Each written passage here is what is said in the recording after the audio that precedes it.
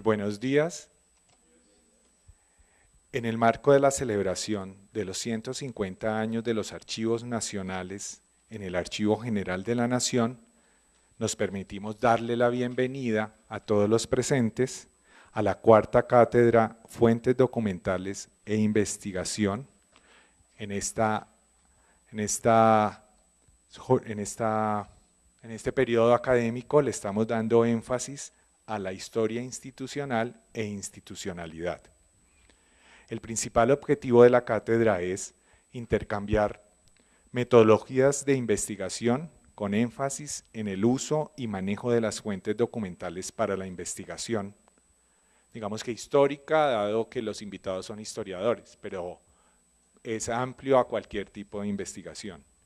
Damos agradecimientos a ustedes que nos siguen en esta cátedra viniendo hasta el Archivo General de la Nación.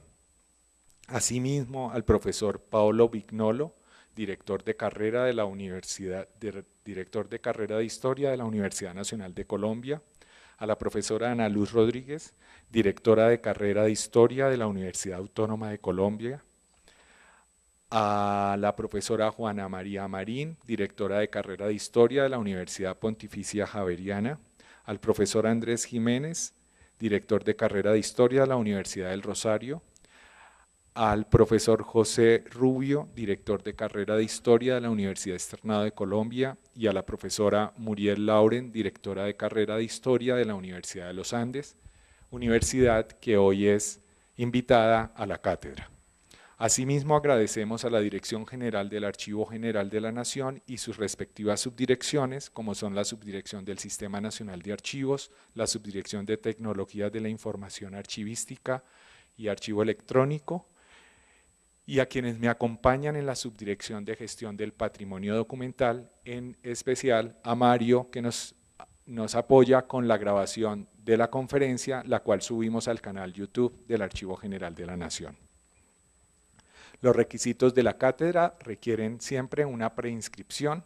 El lunes sale en la página web la invitación de la siguiente cátedra y se requiere una inscripción previa. Quienes deseen certificar su asistencia, digamos ya en esta fase en lo que llevamos de la cátedra, ya no se lograría porque requiere 6 asistencias de 7. Nos pueden seguir en Twitter, archivo general, en Facebook e Instagram, se llama Archivo General, en YouTube, en el canal AGN Colombia, en la página web del AGN www.archivogeneral.gov.co, en el programa La Memoria de la Nación, los viernes a las 12 del mediodía, y en UN Radio 90. Esa Memoria de la Nación es en UN Radio 98.5 FM y en el programa Documentos para la Historia, en la emisora virtual del Instituto Caro y Cuervo. El link para encontrarla es emisora.caroycuervo.gov.co. Los invitamos, esta es la tercera, la de hoy, los invitamos a la cuarta jornada de la cátedra, que será el próximo viernes a la misma hora en este canal. Se llama la conferencia Señores del muy ilustre Cabildo de Santa Fe. Nos acompañará la directora de carrera de Historia de la Universidad Pontificia Javeriana, la doctora Juana María Marín Leós. Y para hoy, para la tercera jornada, tenemos al historiador Julián Camilo Silva. Él me ha dicho que no es historiador, pero yo ya le puse el título, en representación de la Universidad de los Andes, con la conferencia Una patria luminosa y radioactiva, evidencias documentales de la modernización de la diplomacia colombiana durante las décadas de 1920 y 1930. Julián Camilo Silva es candidato a doctor en Historia de la Universidad de los Andes. Su investigación se enfoca en los primeros intentos de profesionalización del servicio exterior colombiano durante las décadas de 1920 y 1930. Es máster en Historia de la misma institución y tiene un máster en Negociación Internacional y Elaboración de Políticas del Graduate Institute of International and Development Studies de Ginebra. Julián es politólogo de la Universidad Nacional y ha servido 12 años como diplomático de carrera en el Ministerio de Relaciones Exteriores de Colombia. Ha sido, además, profesor de Relaciones Internacionales en la Universidad Jorge Tadeo Lozano, la Universidad de los Andes y la Universidad Javeriana. Sus intereses de investigación incluyen temas como la historia del Estado, historia de la diplomacia, historia de la burocracia y la historia de las instituciones, así como la historia de la política exterior colombiana y latinoamericana. Damos bienvenida al profesor Julián Camilo y gracias por acompañarnos en el día de hoy. Mil gracias, Jorge. A mí me dijeron que esta charla es un poco más de corte informal. Realmente el disfraz es porque ahora tengo que devolverme a la oficina. La idea es hacer como una intervención corta, más o menos unos 40 minutos y después si quieren hacemos todo el resto un poco más conversado con, digamos, con las inquietudes o comentarios que ustedes puedan tener al respecto de lo que estoy por contarles. Como dice Jorge, yo no soy historiador, yo soy de formación politólogo. De hecho, mi aventura en la historia empezó apenas hace un par de años. Siempre tuve la inquietud de hacer algo en torno a la historia de la política exterior, precisamente porque cuando estuve planeando los cursos que dictaba hace algunos años en la Universidad Jorge Tadeo Lozano de Política Exterior Colombiana, encontré que los documentos sobre historia de política exterior no me satisfacían, no contaban la historia que de pronto yo hubiera querido leer. Entonces, por eso me metí en este asunto. Entonces, digamos, empiezo por contarles por qué la historia de la diplomacia profesional, más allá de lo evidente, digamos, el hecho de ser yo mismo diplomático profesional. Quería empezar con una pequeña historia. Es el 5 de febrero de 1918, Carlos Arbeláez Urdaneta, encargado de negocios ad interim, y para quienes no están familiarizados con el lenguaje diplomático, un encargado de negocios es quien se encarga de la oficina cuando el embajador no está. Escribió al Ministerio de Relaciones Exteriores para informarle sobre la molestia que había generado en el gobierno francés unas solicitudes hechas por los diplomáticos colombianos que en ese momento estaban acreditados en el país. Arbeláez Urdaneta comentaba que la inquietud era causada porque algunos diplomáticos colombianos se la pasaban escribiéndole al ministerio francés pidiendo que los eximiera de los racionamientos de gasolina y de carbón y de otros elementos que durante la Primera Guerra Mundial estaban restringidos, eran de circulación restringida en Francia. Las solicitudes, decía el encargado de negocios de Colombia en Francia, eran hechas por diplomáticos que él ni siquiera sabía si existían. Eran diplomáticos honorarios que estaban adscritos a la embajada, a la legación, perdón, a la oficina diplomática, pero que nunca iban a trabajar. Eran diplomáticos solamente para pedir este tipo de privilegios e inmunidades a los que tenían derecho los diplomáticos, pero realmente no cumplían ningún tipo de función en la embajada. Este pequeño reclamo del encargado de negocios de la legación de Colombia en Francia en 1918, de alguna forma da a ver dos asuntos particulares sobre los diplomáticos en ese entonces. El primer asunto es que existe un agotamiento de la idea tradicional del diplomático decimonónico en Europa.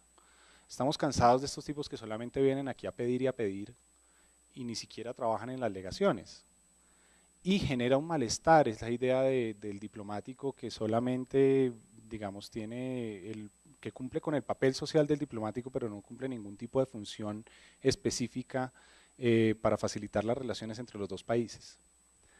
El segundo asunto era precisamente esa inconveniencia de seguir teniendo un ejército de funcionarios honorarios, de los cuales ni siquiera se sabía cuántos eran, y durante esta época, la década de 1920-1930, era muy común que los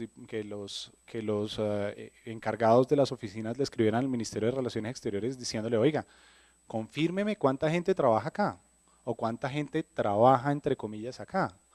Realmente aquí vienen 2 o 3 que cumplen sus funciones en horario de oficina, pero según el listado que yo tengo aquí hay como 15 o 20 o probablemente más que están adscritos a esta institución nominalmente. Entonces, por favor, informen en cuántos son para saber si podemos respaldar o no sus solicitudes, etcétera, etcétera.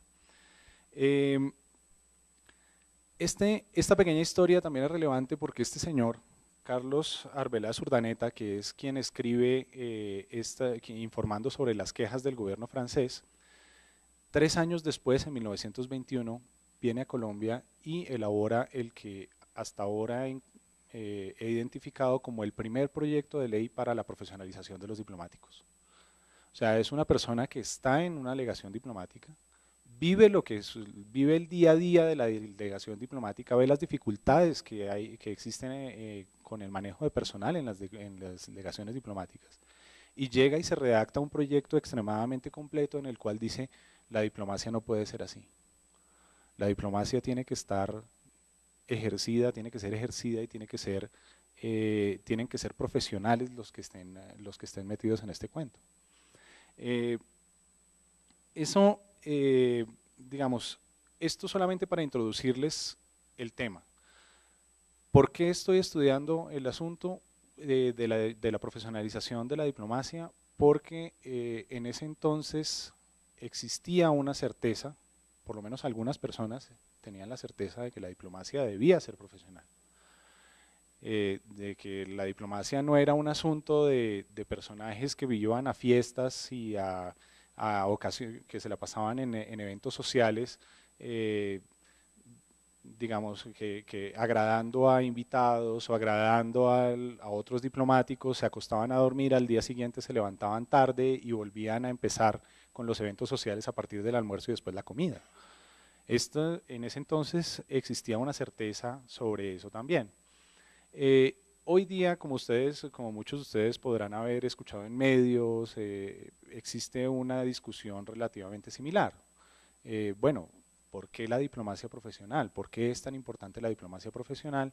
Y es una pregunta que yo me he planteado desde la década de 1920, 1930, pero también, digamos, teniendo siempre en cuenta que es una discusión que sigue siendo muy actual. Desde luego, no lo voy a negar, desde luego mi condición como diplomático profesional ha animado esta investigación, yo estoy muy seguro de que la carrera diplomática que yo estoy estudiando es una carrera diplomática distinta a la que me encuentro inmerso. La carrera diplomática, para quienes no están familiarizados de nuevo con el tema, la carrera diplomática actual más o menos surge en los años 60 con la creación de la carrera diplomática, de la Academia Diplomática San Carlos, la cual se encuentra aquí justo a un par de cuadras frente al Teatro Colón.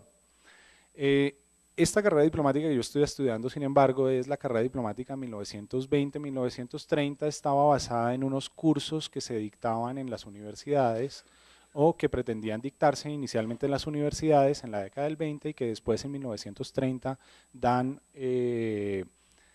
como resultado un curso de extensión diplomática y consular que se dictó en la Universidad Nacional de Colombia. Se alcanzó a dictar durante 2 años. De nuevo, es una carrera diplomática que tiene unos retos particulares. La época les imponía a los diplomáticos unas condiciones particulares sobre cómo ejercer su oficio, distintas a las de hoy, y sin embargo, de nuevo, se encuentran algunos elementos que son comunes. También me animó a estudiar este tema precisamente el hecho de ser politólogo. ¿Por qué? Porque resulta que como politólogos nosotros leemos una historia de la política exterior colombiana que está escrita por politólogos.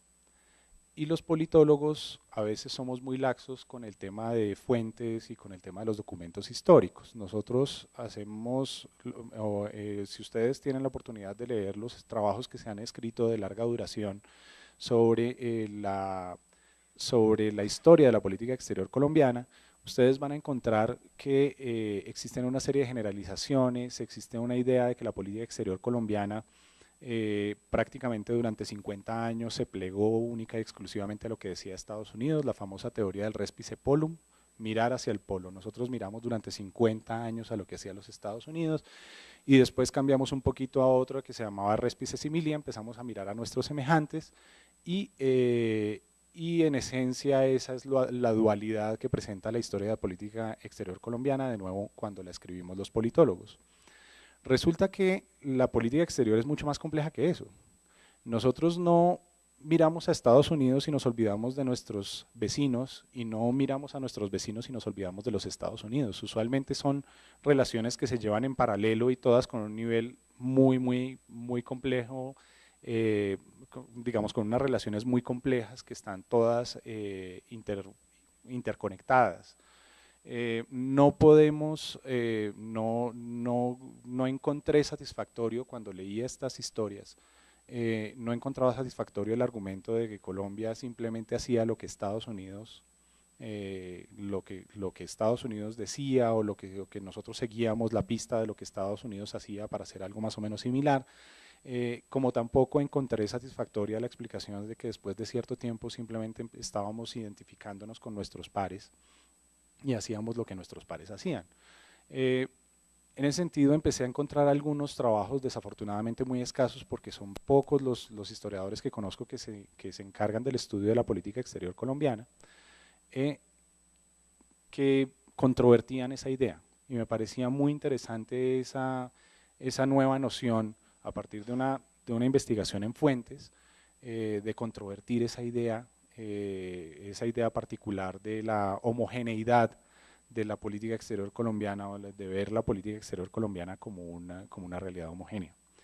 Y el último asunto con el que con el que pretendo cerrar esta primera parte es, me interesaba la historia de los funcionarios. Escribir la historia del Estado colombiano a partir de una idea de un actor racional, Colombia como un actor abstracto que actúa, Colombia hizo, Colombia deshizo, Colombia se movió, Colombia dejó de hacer, de nuevo es una forma de generalizar sobre muchos matices que presentan la historia del Estado colombiano. Y esos matices, creo, digamos, he encontrado yo una forma de superar esa generalización es empezar a mirar la historia de los funcionarios. ¿Quiénes eran los funcionarios? ¿Cuáles eran los problemas que los aquejaban? ¿Qué era lo que al funcionario le preocupaba de ejercer su propia labor? Ya les conté la historia del señor Urdaneta Arbeláez. El señor Urdaneta Arbeláez era un funcionario que tenía preocupaciones particulares sobre cómo se movía el personal de su embajada, cuál era la imagen que daba su misión diplomática, cuál era la imagen que daba él como jefe de oficina cada vez que la Cancillería francesa se quejaba de los funcionarios colombianos. Entonces, encontrar esa historia de los funcionarios, encontrar la historia del funcionariado terminó por animarme a estudiar la historia de la diplomacia profesional. Ahora, ¿qué dicen las fuentes que encontré de los funcionarios? Y aquí un poco ya me voy metiendo más en el tema que nos convoca, que es precisamente todo el tema de las fuentes que guarda este y otros edificios aquí en mi caso aquí en la ciudad. Las fuentes son extremadamente ricas en lo que tiene que ver con la historia de los funcionarios. El grupo de archivo del Ministerio de Relaciones Exteriores transfirió un número muy importante de documentos al Archivo General de la Nación, que en este momento están a disposición del público, en el cual se encuentran todo tipo de historias sobre los temas que uno quiera estudiar. Se encuentran cartas, se encuentran informes, se encuentran reclamos, se encuentran incluso archivos de prensa extranjera que fueron remitidos en su momento por las misiones diplomáticas y que consideraban importantes para que fueran de conocimiento del Ministerio de Relaciones Exteriores para modificar su estructura o para modificar la forma en cómo se trabajaba. jefes de misión diciendo, oiga, ¿por qué no cogemos como ejemplo el modelo francés? Y mandaban su documento más o menos ilustrando cuál era el modelo francés en términos de nombramiento de los funcionarios o simplemente el reclamo de los visitadores consulares que cuando iban se daban cuenta que las oficinas con las cuales trabajaban los cónsules o en las cuales trabajaban los cónsules estaban lejos de los sitios de los que debían estar o eran demasiado oscuras o tocaban temas confidenciales en lugares que tenían paredes demasiado delgadas y permitían que las conversaciones que debían ser confidenciales fueran escuchados por todos los vecinos. Todos esos temas aparecen, todos esos temas se encuentran en ese fondo particular de la Cancillería, el cual desde luego los animo a que miren, así sea por curiosidad. Hay unas cosas increíbles, desde cultura popular, los informes de la Embajada Argentina sobre las comunicaciones de la Embajada Argentina sobre la muerte de Gardel, hasta asuntos mucho más específicos sobre los temas que tienen que ver con la organización del Estado colombiano en el exterior y de sus oficinas en el exterior. Un ejemplo, por ejemplo, un ejemplo de estos informes hablan también de cómo deben ser los funcionarios, de cómo deben ser los funcionarios colombianos, cómo debe ser el funcionariado colombiano. Un extracto de un informe de Santiago Rosso, quien era visitador consular, y de nuevo visitadores consulares eran unas personas encargadas de ejercer una función como de procuraduría sobre los consulados. Era un señor que iba y viajaba de consulado a consulado y escribía unos informes extensísimos. Decía, el señor cónsul es un tipo que no tiene ningún tipo de experiencia o tiene una experiencia vasta o los locales están ubicados aquí o están ubicados allá. Este señor, que ha visitado un montón de consulados en Estados Unidos y en el Caribe, escribe en 1925, por ejemplo: es conveniente ser inexorable el ministerio en que los cónsules reúnan las condiciones del decreto 1140 de agosto de 1923, uno de los primeros que reglamentan la carrera diplomática, sobre los cónsules de carrera, algunos de los cuales carecen de esta preparación. Entre otros puedo citar a los de La Habana y Curazao, señores García Benítez y Neira, quienes desconocen por completo nuestra legislación en materia de escrituras públicas, pruebas del estado civil de las personas, legislación aduaneras, tratados públicos y derecho internacional público y privado, aun cuando reúnen otras condiciones que podrían utilizarse en otros empleos. O sea, aquí prácticamente el hombre está diciendo, estos tipos de pronto sirven de abogado, de pronto sirve de médico, de odontólogo, de lo que sea, pero de cónsul no. Y dice: la base del buen servicio consular depende de los conocimientos del cónsul y podría hacerse que, dada la importancia de los consulados en Colombia, en Nueva York y Liverpool, principiaran los futuros cónsules su carrera como cancilleres. Estos son informes, esto solamente para contarles que no porque sean correspondencia, lo que se encuentra en estos archivos no necesariamente son cuidadosas en cuanto a las formas.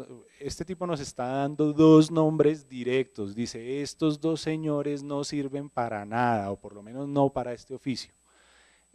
Y hace parte de la correspondencia oficial que se encuentra en estos archivos de la Cancillería.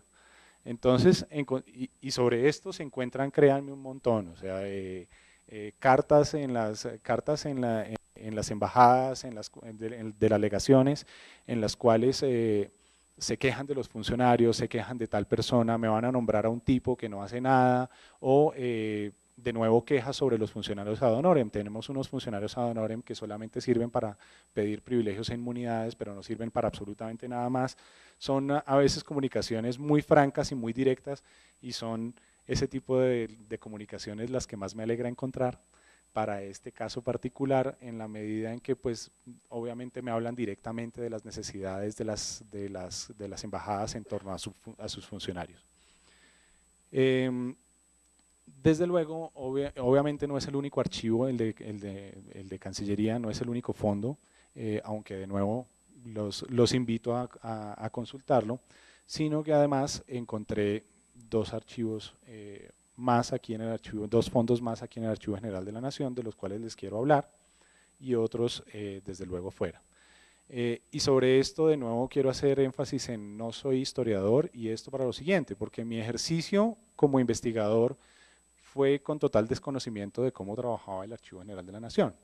O sea, yo había venido al archivo de pronto a conocerlo alguna vez y no había tenido, pero no había tenido como ese acercamiento a la labor del Archivo General. Y yo empecé entonces mi consulta como por grados, lo que yo consideraba era como grado de dificultad. A veces entrar a la sala general de consulta del Archivo General puede ser un poco intimidante. Hay un montón de computadores, tiene uno que preguntarle a las niñas, saber cómo se sienta uno, a ver cómo debe buscar. Hay un montón de fondos que están por siglas y de pronto no las conozco, y entonces yo dije, bueno, de pronto esa no es la forma para iniciar mi investigación. ¿Por dónde empecé? Empecé por la biblioteca especializada del archivo. ¿Por qué? Encontré que el motor de búsqueda de la biblioteca especializada es mucho más parecido al motor de búsqueda de cualquier biblioteca de una universidad o de otra institución. Uno simplemente pone los criterios de búsqueda y van apareciendo los libros que pueden consultar, que se pueden consultar sobre un tema. En esa biblioteca especializada encontré las memorias del Ministerio de Relaciones Exteriores, las memorias anuales que se presentaban al Congreso de la República. Y allí en esas memorias también encontré algún tipo de información sobre estas necesidades del funcionariado. Sin embargo, es necesario contar, como todo hay que decirlo, estas memorias, desde luego ningún ministro le escribió al Congreso de la República diciendo no, el año pasado la embarramos totalmente en todos los temas. Nos fue mal, la gestión fue pésima, la embarré aquí y allá, no se pudo hacer, no. O sea, las memorias son hechas para contar todo lo bueno que se ha hecho durante el año anterior. Entonces, en estas memorias, pues, si bien son ricas en información, porque hacen además un detalle, digamos, detallan pormenorizadamente legación por legación y consulado por consulado cuál ha sido la gestión del ministerio, desde luego esa información hay que cogerla como en todas las fuentes con un grano de sal y tratar de contrastarlas. Sin embargo, en estas, por ejemplo, encontré los primeros proyectos los primeros proyectos de reforma de la Cancillería, no solo de la planta de la Cancillería, sino a veces incluso reformas físicas que se querían hacer en el Palacio de San Carlos, planos arquitectónicos, fotografías, cosas muy interesantes que, si bien de pronto no van a ser parte de mi investigación, para el que quiera hacer, por ejemplo, una historia de la arquitectura en Colombia, el tomo de 1938 en particular es muy interesante porque están los planos detallados del palacio, que como ustedes saben es un edificio que es un monumento histórico, es patrimonio histórico de la ciudad. Entonces, de nuevo, esa fue como mi primer acercamiento al Archivo General de la Nación, la biblioteca especializada. Quise hacer un segundo paso, de pronto no de nuevo a las fuentes de Cancillería, que como les digo son muy amplias, porque la Cancillería hizo un traspaso de información enorme aquí al Archivo General. Entonces dije, bueno, voy a hacer una segunda parada antes de meterme de lleno, de zambullirme en el archivo de la Cancillería, y voy a consultar el Archivo Histórico Legislativo. El Archivo Histórico Legislativo, no sé si ustedes saben, es el archivo del Congreso de la República y hace parte del archivo del Congreso de la República aún, pero está en custodia aquí en el Archivo General de la Nación. ¿Eso qué quiere decir? Eso quiere decir, hay una problemática con ese archivo y hay una oportunidad. La oportunidad clarísima es, la puede uno consultar aquí, en el mismo archivo, la gente de acá es extremadamente amable, intenta ser de ayuda con todo lo que uno pueda requerir en estos asuntos. ¿Cuál es el problema? El problema es que no está organizado de igual forma como están organizados el resto de los fondos del Archivo General de la Nación. Mientras que los fondos del Archivo General de la Nación uno los puede consultar a través del sistema que tienen aquí en Salas, el archivo histórico legislativo todavía tiene un catálogo en papel. Un librito que uno va y saca y empieza a mirar, tiene que anotar. Los campos del archivo histórico legislativo no coinciden con los campos que tiene aquí en los formatos para solicitar archivo. Entonces, yo no les puedo contar cuántos formatos tuve que rayar y reescribir para poder explicar qué era lo que estaba necesitando. Pero de nuevo, el sistema de consulta es, una vez lleno el papelito, se lo entrega uno a las niñas de la sala y abajo buscan el tomo correspondiente y ya está. ¿Cuál es el problema? Segundo problema, muchas veces esos tomos no están, digamos, el tomo que está, en el tomo que está numerado, no se encuentra la información que está relacionada en ese catálogo. Al principio eso fue un problema complicadísimo porque pues en la medida en que uno no puede bajar y buscar por uno mismo a ver qué es lo que le interesa o qué es lo que le sirve, simplemente pues uno se resigna y dice, bueno, si no está, no está, y entonces sigo con el siguiente tomo que estoy buscando y ya. Sin embargo, después de 6 meses de estar aquí, ya afortunadamente las personas que están abajo en el sótano me conocían, ya sabían mi nombre, entonces siempre subían con un tomo distinto y me decía, mire, con el número 350 no encontré las actas que usted estaba buscando, las encontré bajo el número 382 y 383, si quiere pégueles una ojeada y así más o menos fuimos salvando esa situación de nuevo a punta de la amabilidad de las personas que trabajan acá. Ese archivo legislativo, sin embargo, digamos, con estas dos problemáticas no quisiera desincentivar su consulta para nada. En el archivo histórico legislativo se encuentran cosas increíbles. Entre ellas, las que yo diría son unas de las joyas de mi corona, que son las exposiciones de motivos de los proyectos de ley. ¿Por qué?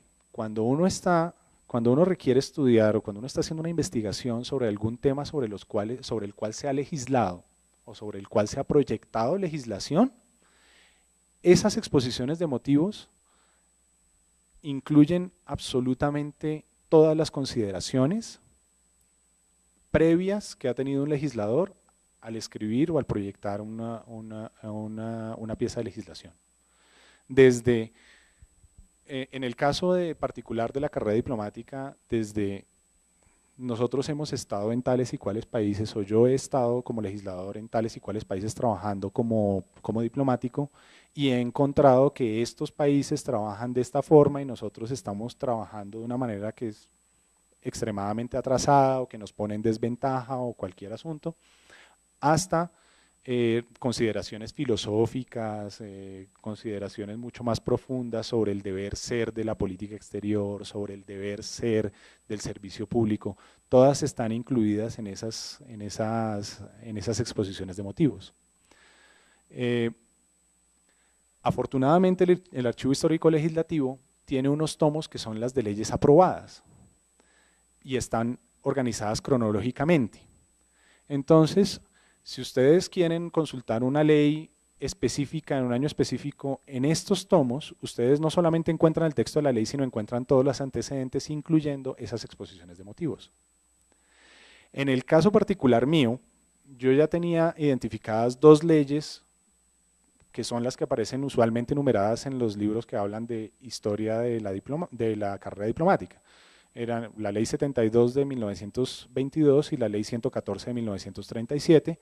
Ahí están con las firmas originales y con todos sus antecedentes, incluyendo de nuevo la exposición de motivos, a través de las cuales pude saber quién las había presentado, por qué la habían presentado, cuáles eran las consideraciones que habían motivado esa pieza de legislación, e incluso las actas de las sesiones en las cuales se habían discutido. Para un proyecto como el mío, que estoy interesado en estudiar la historia del Estado, es maravilloso el tema de esas exposiciones. Pero además existen unas carpetas que son las carpetas de proyectos. Las carpetas de proyectos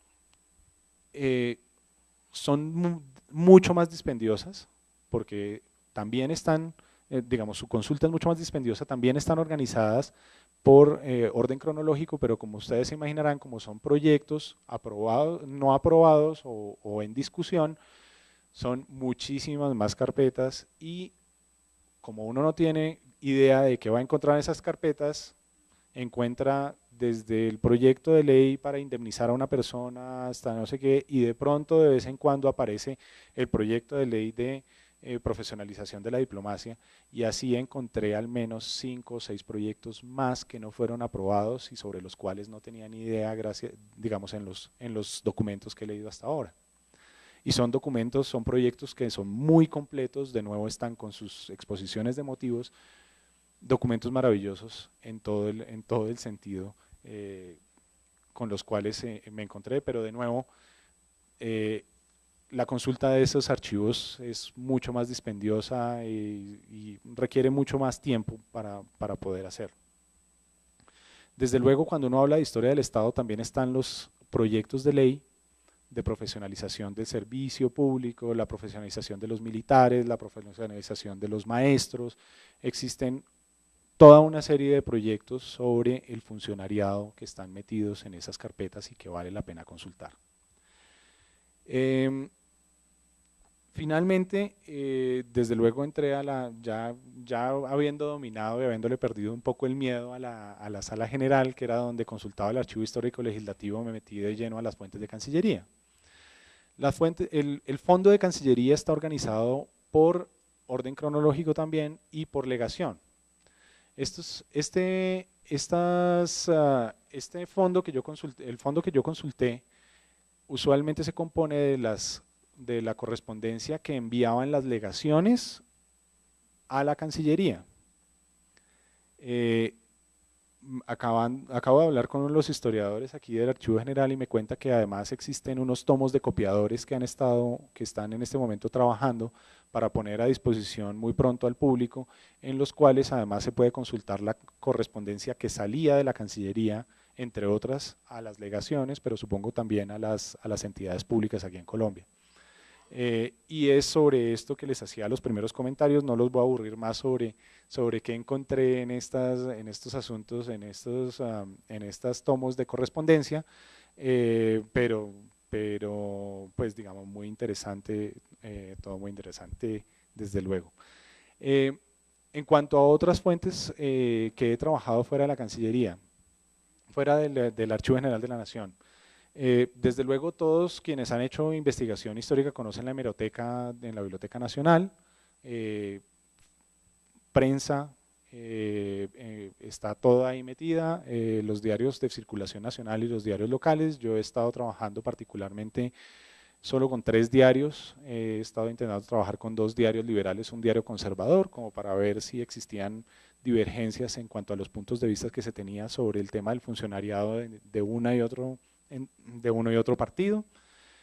Además, pues teniendo en cuenta que 1920-1930 es justo la etapa de la transición entre hegemonías, entonces estoy revisando prensa, todavía no he terminado de revisar prensa en ese sentido. El archivo de la Universidad Nacional, que está además estrenando edificio, también muy interesante, sobre todo en lo que tiene que ver con el curso de extensión diplomática y consular, que se abrió en 1938, tras la aprobación de la ley 114 del 37. Tienen unos archivos de copiadores también maravillosos en los cuales encontré listados de profesores, listados de estudiantes y todo digamos, los trámites administrativos que se surtían entre el Ministerio de Relaciones Exteriores y la Universidad Nacional durante esa primera fase del curso de profesionalización, que desafortunadamente terminó apenas un año después. Y aquí de nuevo me pongo la camiseta del Ministerio de Relaciones Exteriores, el archivo del Ministerio de Relaciones Exteriores, que si bien hizo un traslado de información muy importante acá a la Cancillería, al Archivo General, la Cancillería todavía conserva un acervo documental muy importante y muy interesante sobre estos temas. Adicionalmente, el Centro de Documentación de la Cancillería. Y sobre esto, además, para quienes quieren ver documentos curiosos o documentos históricos sobre fronteras, mapas, cartografía, todo el asunto, hace apenas un año encontraron una, pues digamos, se desempolvó una, son 7 anaqueles, probablemente no son más, llenos de manuales diplomáticos del siglo XIX, mapas de fronteras de Colombia de esa época, o sea, documentos, manuales de todo tipo, de funcionarios consulares,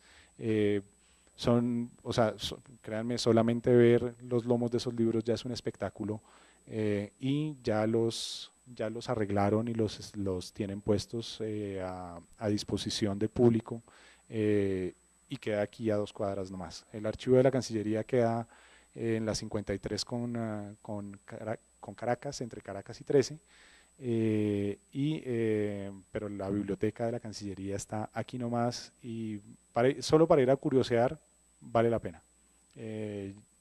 Y bueno, ya hasta aquí les quiero dejar este tema, este asunto. Quisiera saber si de pronto tienen algún tipo de preguntas o comentarios, si quieren saber más, no sé si podemos hacer de pronto lo que queda de una manera un poquito más conversada.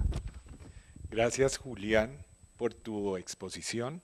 Digamos que esta conferencia del día de hoy nuevamente cumple el objetivo que tiene la cátedra de mostrar a partir de una investigación o una propuesta de investigación de un investigador, en este caso él es candidato a doctor, está haciendo su ejercicio doctoral, su ejercicio de investigación doctoral, a partir de una investigación poder narrar desde el punto de vista metodológico el contacto con las fuentes.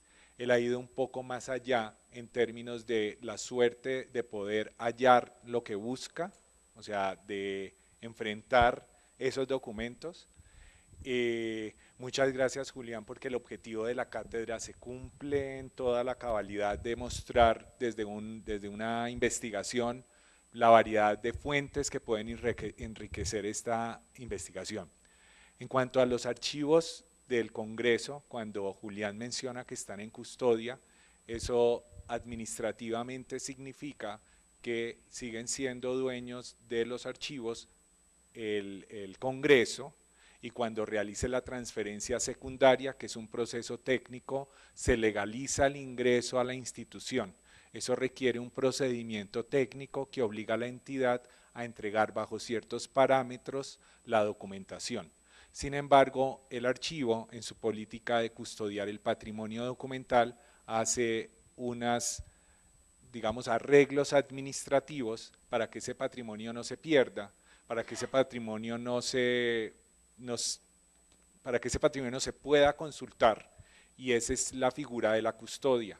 Y la custodia señala métodos para consultar. Pueden haber custodias con reserva, pueden haber custodias con consulta al público. En este caso se presta el servicio al público, dada la importancia de la información, pero bajo los índices que tiene el Congreso, no los que desarrolla el Archivo General.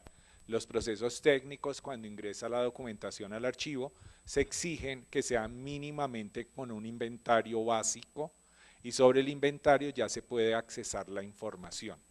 Una vez que ingresan al Archivo General de la Nación, entran a un programa de descripción archivística, que es lo que los historiadores están acostumbrados y familiarizados al consultar los catálogos, que facilitan mucho la consulta de los documentos. Sin embargo, contamos con un 10% de la documentación catalogada frente al 100% que tenemos en la entidad. Lo que le llamamos a la sección archivos oficiales corresponde a las transferencias realizadas desde 1996 hasta nuestra fecha. Este edificio fue inaugurado en 1990 y yo le calculo 92, 93. El archivo es creado mediante ley 80 del 89 y debe ser inaugurado entre 1991 y 92, una vez ubicado lo que era el Archivo Nacional en el Archivo General de la Nación. se realiza el procedimiento de transferencias que inician en el 96 y eso ha logrado llenar casi el cupo completo de este edificio y bajo unos parámetros de documentos inventariados, para que tengamos claro por qué el fondo, digamos, el fondo Congreso no tiene el mismo nivel de acceso que los otros fondos del Archivo General. Continuamos ahora con la ronda de preguntas. Si alguien del público desea hacer una pregunta, sugerimos que dé su nombre y elabore su pregunta. Solo un asunto adicional que se me olvidó sobre este fondo. Una de las cosas con las que uno se encuentra cuando va a estudiar, cuando va a accesar el Fondo Histórico Legislativo, el Archivo Histórico Legislativo, es que en sala le dicen, no, primero tiene que contar con autorización del Congreso. Y eso al principio es digamos, yo lo encontré como, yo trabajo en el Estado, y sé que a veces el Estado es un poco complejo. Dije, no, pues ahora me van a pedir una carta de permiso escrito, 15 días de trámite, de pronto 20, vacaciones del funcionario, 30 días más, de pronto en un mes y medio estoy consultando el archivo. Y resulta que el procedimiento es extremadamente sencillo. Va uno a la oficina a las oficinas que quedan, a las oficinas del Congreso que quedan abajo, quedan entre octava y novena, abajo de la Casa de Nariño. Debe ser como con décima, y uno le dice a la señora, a la señora que está allí, la encargada, buenos días, mi nombre es tal, quiero trabajar con el Archivo Histórico Legislativo. Ella levanta el teléfono y dice, el señor está autorizado. Entonces, es un procedimiento muy sencillo,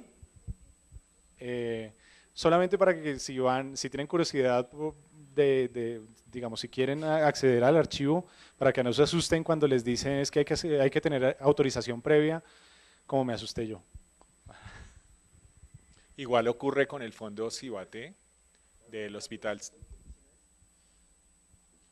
Pero cuando te acerques a la sala de consulta te damos el dato. Sí. Aquí en la sala de consulta te damos el dato para hacer el vínculo. No, lo que sucede usualmente es que, bueno, lo que a mí me pasó es, cuando yo llegué a la sala de consulta me dijeron, no, tiene que pedir ayuda en el archivo del Congreso. El archivo del Congreso tiene una oficina, pero digamos, en ese entonces, de pronto ahora tienen la dirección, en ese entonces o de pronto fue que yo consideré como el Congreso queda aquí abajo, pues entonces yo bajo a las oficinas del Congreso, ahí debe estar el archivo. No, el archivo del Congreso tiene una oficina en una casa de estas antiguas que quedan, en este momento no tengo la dirección exacta, pero quedan abajo de la Plaza de Bolívar, más o menos como entre octava y novena, entre carrera octava y novena, sobre la calle décima o décima, tal vez sí, tal vez es en la décima. Pero el procedimiento el procedimiento es sencillo. A mí honestamente me tomó más averiguar dónde era la oficina, porque desde luego fui a la oficina, al edificio donde están las oficinas de los senadores y de los representantes y me dijeron, no, aquí no es. Yo dije, pues en el Capitolio no debe ser tampoco, entonces ¿dónde es? Y cada portero me daba una razón distinta y en internet no encontraba la información. Entonces al final un alma caritativa se apiadó de mí y me dijo, no, es en tal, y fue una cuestión de 2 minutos. Tenías una pregunta, listo, vamos por acá. Primero.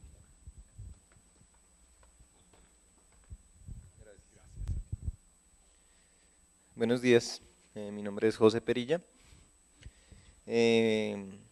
Quiero hacer un comentario, una observación y luego una pregunta. El comentario y la observación pues, es relacionada con las palabras acerca del objetivo de la cátedra, que pues encuentro muy, muy acertado, ¿no? Es muy estimulante la presentación que usted ha hecho en relación con la experiencia investigativa en una entidad como esta, pues para algunos de nosotros que seguro pues tenemos como objetivo realizar investigaciones y empezar a aproximarnos a los archivos, pues resulta ilustrativo y más o menos, a pesar de que digamos mi área de investigación tiene poco que ver, no digamos nada, pero poco que ver, yo me dedico al estudio de la música como musicólogo.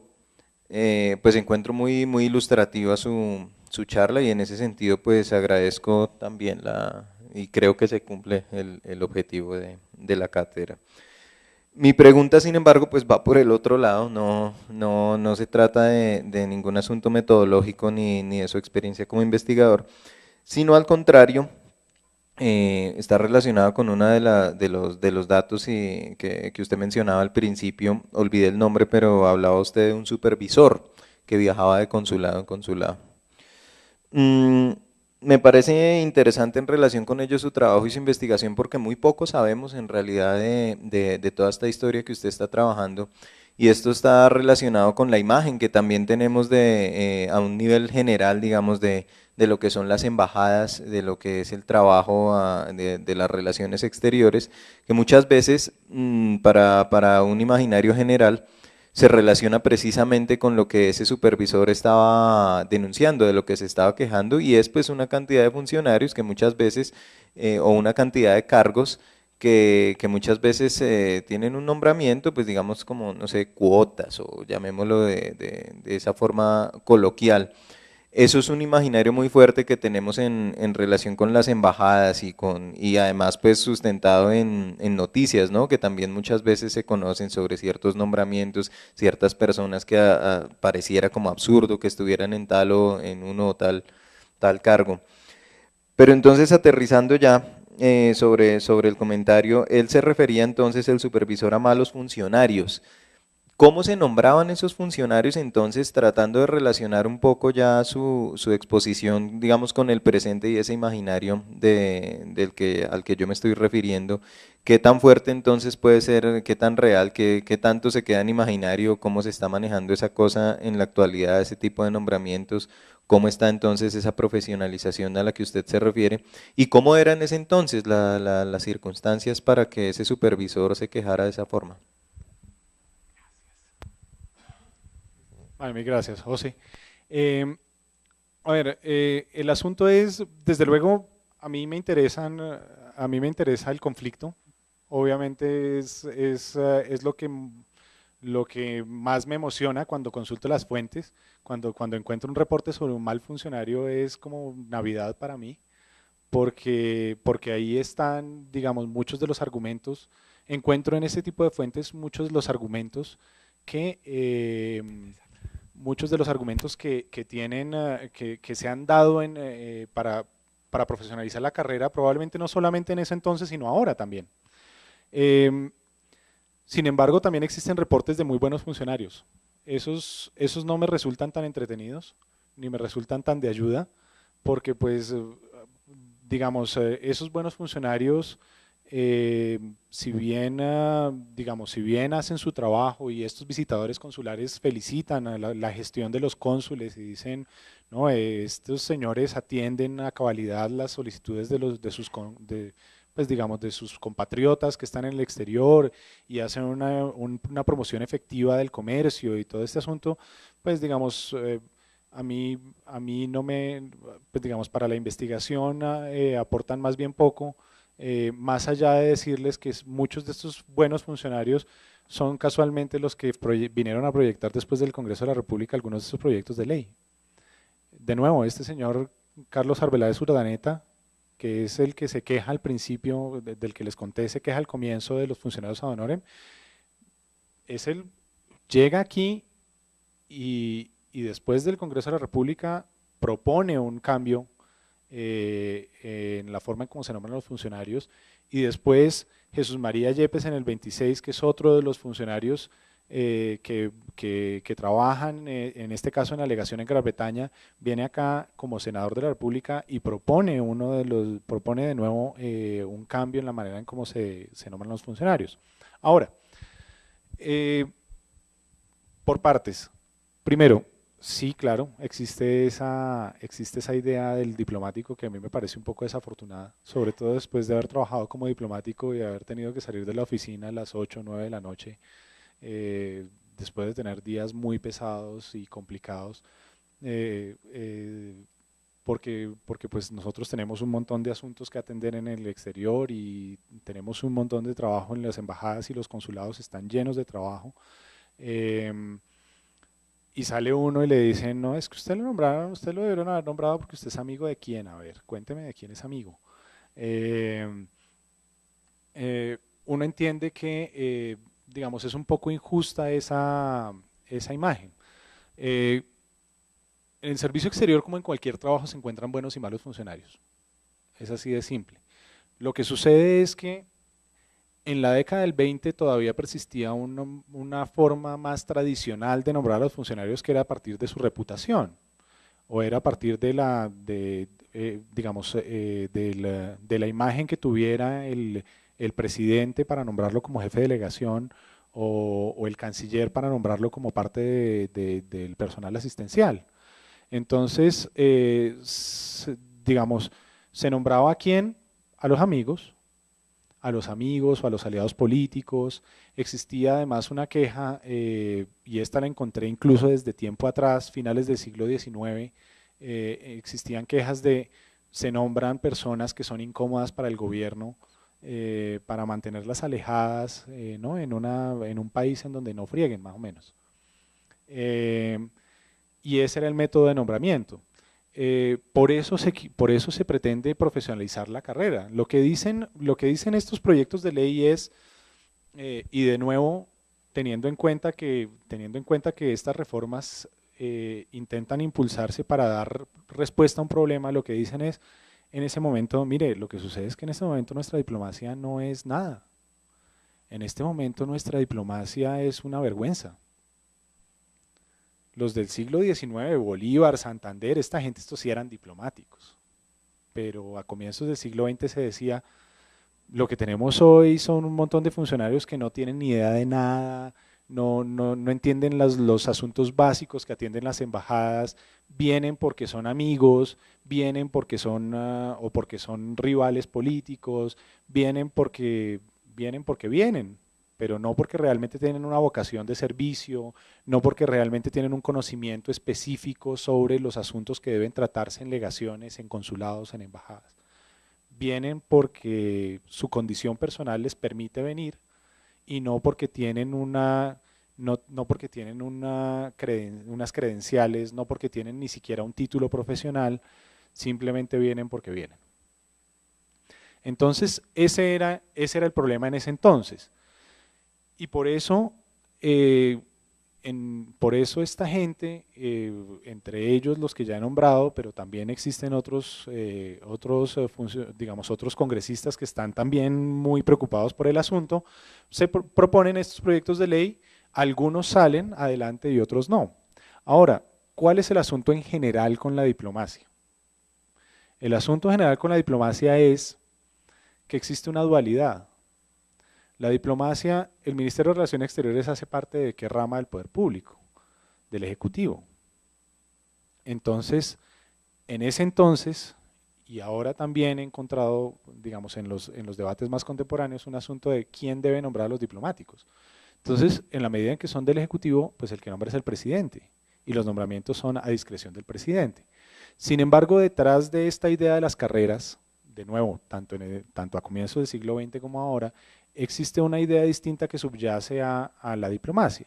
Y es, sí, la diplomacia está digamos, hace parte del Ejecutivo, pero la diplomacia no le hace una labor al presidente, sino hace una labor de Estado, representa al Estado. Y en ese sentido también tiene unos objetivos de más largo plazo. Entonces, si la diplomacia no representa, digamos, si la diplomacia de Colombia no debe representar al presidente, sino debe representar a una idea más abstracta, que es el Estado colombiano, ¿quién los debe nombrar? Pues el Estado colombiano. Y cómo el Estado colombiano, que es un ente abstracto, que no existe, es una ficción, cómo esa ficción puede escoger personas que sean de confianza, a partir de cualificaciones objetivas. Entonces, a partir de un título profesional que acredite que la persona sí sabe sobre un asunto, a partir de una prueba de idiomas que acredite que la persona sí sabe otro idioma y que está interesada digamos, en relacionarse con el mundo. Si hoy día uno ve, por ejemplo, las pruebas de ingreso a la carrera diplomática, ¿qué piden? Se pide un título profesional y se pide una prueba de idiomas. Esas dos cosas que son básicas para el ejercicio de la diplomacia, o que uno diría son básicas para el ejercicio de la diplomacia. Y en ese sentido, digamos, se ha avanzado con el proceso de profesionalización. Yo soy diplomático de carrera. Yo presenté unos exámenes hace unos años, no les voy a decir cuántos, pero hace unos años, y yo presenté, tuve que presentar, yo salí de la universidad, yo vengo, digamos, en representación a la Universidad de los Andes, yo soy politólogo de la Universidad Nacional. Yo salí con mi título de universidad pública y vine aquí a la Academia Diplomática y pasé una fotocopia de mi título, pasé una prueba de inglés que había hecho y presenté unos exámenes y después entré a un curso y después empecé desde abajo en el escalafón. Entonces, pues digamos, existe de nuevo esa tensión, para responder un poco, para redondear un poco, simplemente existe esa tensión entre quién debe nombrar a los diplomáticos. Y es algo que persiste hasta hoy. Gracias, Julián. Aquí hay otra pregunta de otro de los asistentes. Hola Julián, ¿cómo estás? Julián, bueno, esa dualidad de la que hablas, de quién debe nombrar a los funcionarios diplomáticos y cómo se deben elegir. Yo estaba pues revisando el nombramiento de los cónsules en la década del 30, por ejemplo, con el gobierno de Enrique Olaya Herrera, cuando fue canciller. Él nombró en el consulado de Los Ángeles a Jorge Perry, que era un deportista que había estado en los Olímpicos de 1932. Entonces, no sé, cuando uno ve estos nombramientos y veo lo de la carrera diplomática, no sé en qué, o sea, la carrera diplomática comenzó en los 20, pero uno ve en los 30, en los 40, nombramiento de intelectuales, nombramiento de ciertas personas. Bueno, Lucas Caballero Calderón fue también nombrado embajador en Argentina, y ellos vuelven al país con unas ideas sobre el deporte diferentes, llegan a decirle al gobierno que tiene que profesionalizar de cierta manera el fútbol, bueno, todo lo que tiene que ver con el ramo del deporte. Pero uno ve que los diplomáticos en cierto sentido no llegan, no traen esas ideas políticas o no llegan a participar de los asuntos del Estado como llegaron estos personajes en un dado caso. Y por ejemplo, Enrique Olaya Herrera, cuando fue canciller, llega con una política un poco más agresiva del exterior cuando llega en el 36 y inclusive se desata la primera guerra, la única guerra con otra nación, que fue con el Perú, y es también por todos estos temas que manejaba él como canciller. Entonces, no sé, pues ya tiene un cuestionamiento ahí. ¿Cuál es el alcance en estos primeros décadas de la carrera diplomática, o si fue hasta la década del 60 cuando se hace la academia, que se tiene una real configuración de lo que debería ser el diplomático nombrado por el Estado y no desde la partición política como fueron estos dos casos? En cuanto a los hallazgos, muy limitado. O sea, la carrera diplomática, estas dos primeras leyes de carrera diplomática tuvieron unos alcances muy limitados, muy cortos. De la primera ley, la de 1922, prácticamente lo único que he encontrado se materializó fue la idea de actualizar los salarios, porque los diplomáticos colombianos en el exterior y los cónsules decían que los salarios eran de hambre. Entonces, lo que se logró con esa primera ley fue, bueno, se hicieron unos decretos reglamentarios que no he logrado encontrar evidencias que se haya cumplido de ninguna forma, y ahí está lo de se acata pero no se cumple. Pero sí se utilizó, por ejemplo, cuando nombraban a un nuevo diplomático, decían, en virtud de las facultades que le concedió al ministro de Relaciones Exteriores la ley 72 del 22, el salario de este señor no va a ser ese que decía, sino este otro que nosotros tasamos. Y con eso se lograron aumentar un poco los salarios, que era uno de los problemas fundamentales que tenía la diplomacia en ese entonces. Imagínense diplomáticos que se iban y tenían que conseguir un segundo trabajo para poder subsistir. Porque el salario que les daba el Ministerio de Relaciones Exteriores no les alcanzaba. Usualmente eran diplomáticos que descuidaban sus puestos, descuidaban sus labores y se dedicaban a lo que les estaba lucrando y lo que les estaba, al negocio que fuera que les estaba dando para comer. En cuanto a la ley 114 del 37, como les conté, se abrió un curso en la Universidad Nacional. y existe evidencias de ese curso en el archivo de la Universidad Nacional. Hay 2 libritos maravillosos, 3, uno del 38, uno del 39, uno del 40, en el cual están consignados los archivos de ese curso. Pero una de las primeras quejas que aparecen en el curso es, resulta que yo entré al curso, escribí a un estudiante, yo entré al curso como bachiller, se permitía que entraran bachilleres o personas que estuvieran en los últimos años de Derecho. Este señor decía, yo soy uno de los 2 bachilleres que entró al curso, pero el otro bachiller tenía una conexión política y ni empezó el curso y ya estaba nombrado como oficial de protocolo en la Cancillería. Y en cambio yo ya estoy haciendo todo el curso. ¿Cuál era la queja? Resulta que ese curso se cierra un año después por falta de recursos. El Ministerio de Relaciones Exteriores dejó de girarle a la Universidad Nacional para el pago de profesores. Y la Universidad Nacional dijo, si ustedes no nos dan plata, nosotros no abrimos. Y entonces lo que dice este pobre señor, a mí me dio pesar leer la carta y todo, porque venía desde Cartagena, la familia lo estaba manteniendo acá, y dice este señor, al otro bachiller lo nombraron, no empezó el curso y ya estaba nombrado. En cambio yo, que espero a terminar este curso, estoy esperando a terminar este curso, ahora me lo cancelan, ¿y yo qué voy a hacer? ¿Quién me va a nombrar? Y de hecho encontré una carta de los estudiantes, de los estudiantes de este curso de extensión de la Universidad Nacional el año siguiente diciendo, todavía estamos esperando a ver si nos nombran. Entonces existía un problema, había un problema fundamental, y este tema era un asunto, entre otras cosas, de continuidad. Si uno ve, cuando uno ve las memorias del Ministerio de Relaciones Exteriores, la del año 37, que es cuando, la del año 38, que es cuando se plantea la reforma, digamos, el canciller que escribe en el 38, en junio del 38, da reporte de lo que se hizo en el 37. En el 37 se aprobó la ley. Entonces escribe este canciller, en esta cancillería nos vamos a modernizar, en la cancillería vamos a hacer carrera diplomática, como les conté también vamos a modernizar el edificio del Palacio de San Carlos, vamos a hacer aquí y allá, vamos a hacer tal. El del 39 ya había cambiado el gobierno, el canciller del 39 escribe, mi predecesor tenía unas iniciativas muy interesantes, pero como todo cambia, la profesionalización dejó de ser de un año a otro una prioridad del Ministerio de Relaciones Exteriores. Y entonces los muchachos o los señores que entraron a hacer el curso dejaron de ser una prioridad y dejaron de hacer parte de la lista para los nombramientos. Entonces tampoco se logró por esa vía. Sin embargo, sí se logró y he encontrado evidencias documentales, de nuevo, de algunos asuntos clave, como por ejemplo el tema de los ad honorem.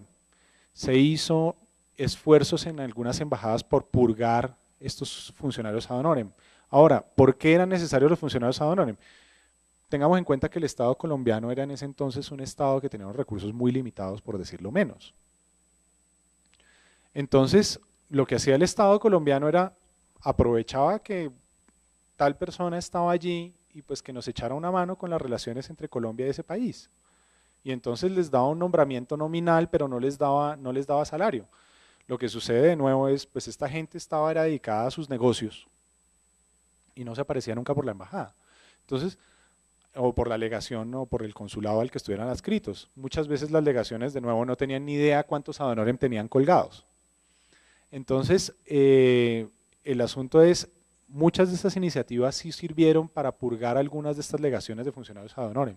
Sin embargo, y de nuevo teniendo en cuenta ese tipo de limitaciones y la forma en cómo tradicionalmente se venían manejando los nombramientos, seguían nombrando ad honorem en las embajadas. O sea, purgaban a 10 y a los 2 meses llegaba una comunicación diciendo les estamos nombrando otro ad honorem.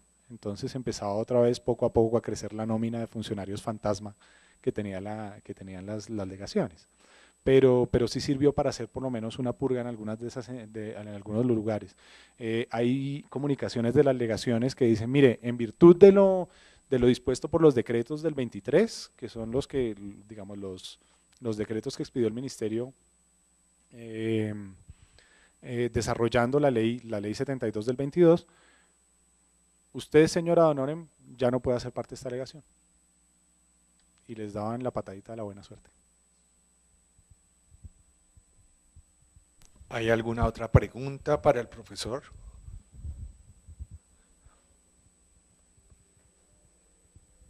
Julián, cuéntanos un poco más en el avance de tu investigación. ¿Cómo va hoy?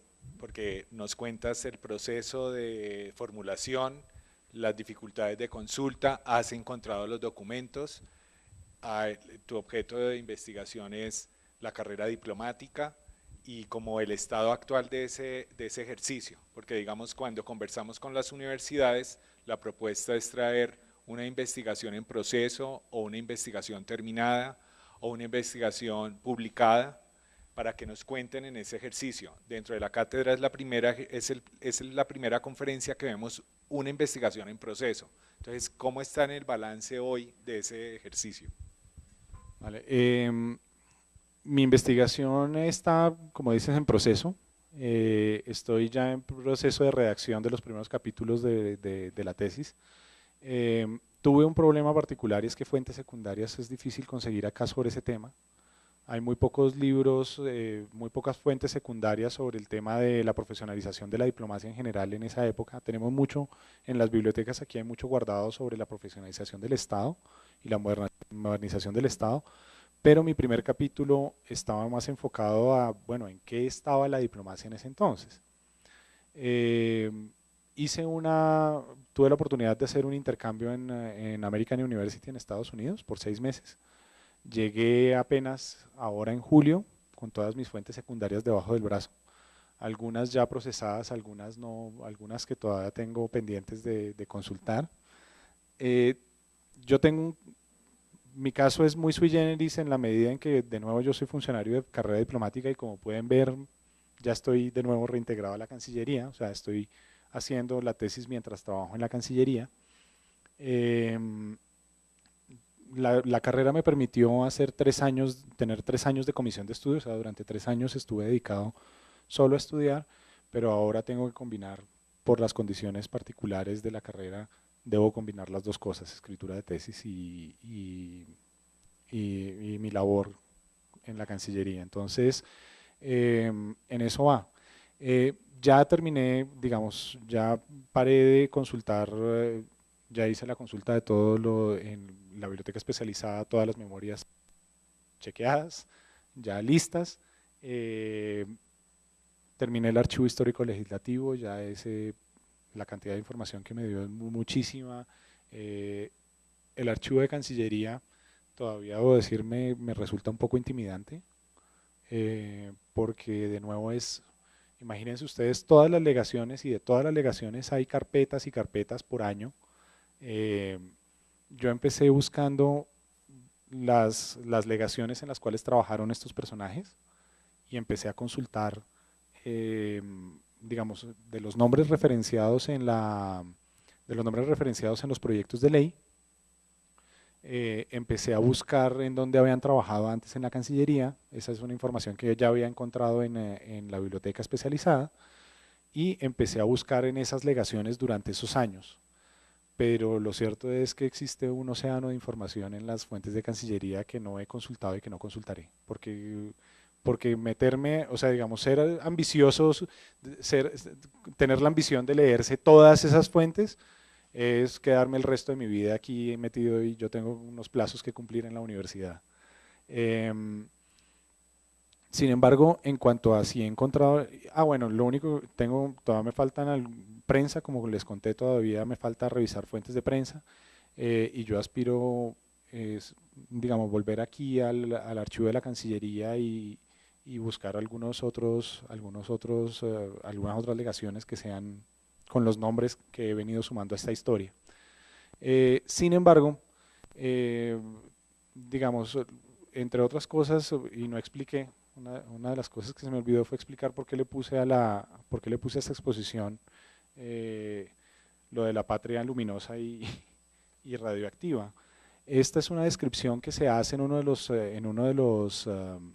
proyectos de ley. En una de las exposiciones de motivos se dice: Colombia está jugando un papel extremadamente opaco en el sistema internacional. Y nosotros somos un país que tenemos mucho más para mostrar. Y para tener esa patria luminosa y radioactiva, necesitamos gente que sepa de este asunto. Es más o menos el sentido de la cita. Sin embargo, también yo considero que esa patria luminosa y radioactiva está escondida en estos archivos. Mi punto con el título de esta conferencia también era la historia de la administración pública, la historia de los diplomáticos, pero la historia del Estado colombiano está en estos archivos y hay cantidades de información, cantidades. Tenemos el reto de ir y desempolvarlos a ver si encontramos lo luminoso y radioactivo que está debajo. Y es, pues, digamos, una labor de todos nosotros los que estamos aquí, de las personas que estudian historia y que vendrán más adelante de nuevo a hurgar toda esta información que he encontrado yo personalmente tan interesante. Julián, te agradecemos mucho que hayas participado en la cátedra. Al público, gracias por venir. Dentro de 8 días tenemos la conferencia Personajes del Cabildo de Santa Fe de Bogotá por la profesora Juana María Marín Leós, directora de carrera del Departamento de Historia de la Universidad Pontificia Javeriana. Muchas gracias y nos volvemos a ver dentro de 8 días. Feliz tarde.